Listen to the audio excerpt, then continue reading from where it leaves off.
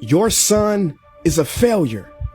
He's barely passing my class, and with grades like this, I'm just not sure what kind of future he's gonna have. What do you have to say for yourself? You're supposed to graduate this year. Listen to Mr. Johnson. What kind of future do you think you're gonna have? With all due respect, don't call me a failure. Failure is an event, not a person, in fact. And you talk about the future, Mr. Johnson, but you're not preparing us for that. Excuse me? Just listen to what I'm saying. This should be good. Would you agree that in the future, most careers will become automated? Yeah, so? So the people who succeed will have to be curious, innovative, with resilience to adapt to new changes. What's your point? My point is, the focus in this school is not on that. It is on regurgitating information and test taking, and that's just real. But in today's world, creativity is the most important leadership skill. Oh, that's how you feel. You don't have to believe me, but maybe you will believe the 1,500 executives who recently said creativity is the most important leadership skill. See, pretty soon, no one will be hired because of what they know. Because who cares what you know or if you've memorized a fact? We've got Google and Siri for that. In the future, people will be hired because of what they can do with their knowledge. Can they creatively solve real-world problems, not just follow instructions or directions and bubble in multiple choice questions? So, Mom, that's why I'm stressed, because these robotic tasks we learn in school should stop. Because no one can do a robot's job better than a robot.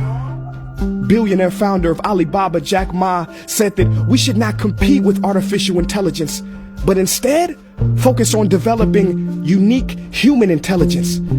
Mr. Johnson, drills are for teeth, not the human mind. So these repetitive knowledge-based tasks we must leave behind. Or in the future, you're gonna find a lot of people graduating out of your class right into the unemployment line. See, many top companies today don't look at grades. Mom, that old way is expiring. Google has been quoted as saying GPAs are worthless criteria for hiring. Founder of Tesla, Elon Musk, agrees. So I say this with unease and sorrow.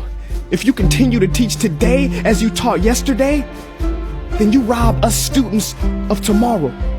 Mr. Johnson, I'm gonna keep it real with you. Sometimes sitting in your class is tough. I'm constantly thinking, if I don't look up at the clock, maybe it'll speed up. So I listen to you do my work and pay attention, feeling like an hour had to have gone by. But it was only 3 minutes. So if you wonder why we're bored in class, look, you want to get a kid to hate reading? Give them this, a school textbook. And some people think it's our fault, and that hurts me. They say you can lead a horse to water, but you can't make him drink. And to that I say no. Firstly, you can put salt in that horse's hay and make him thirsty. And if you bring joy in your classroom, you can make any bad student nerdy. As he or she discovers the beauty of truly learning. Mr. Johnson, I mean no disrespect. You have the most important job on this planet. You build, create, and save lives. But if you really care about my future, like you say, then you have to fully commit and ask yourself honestly, how do I prepare a child for a future that doesn't yet exist? Here's a hint. The answer is not found in this. It's using this and this. See, in the future, we will need more passion and compassion. People with inspired hearts and wisdom to uplift this planet. And Mom, I love you, but can I be real? Go ahead. You want to know one of the biggest factors for childhood success? It's not IQ. It's family meals. And we haven't had one of those in a while. See, I know sometimes you don't feel proud, because I may not be a straight A student, but I'm not stupid. These tests may be 70% of my grade, but they're 0% of my future. But don't worry, I'll pass this class and get through this.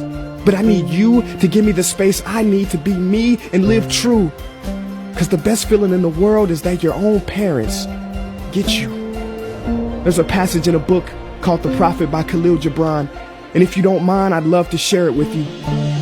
Go ahead. See, he says, your children are not your children. They are the sons and daughters of life longing for itself.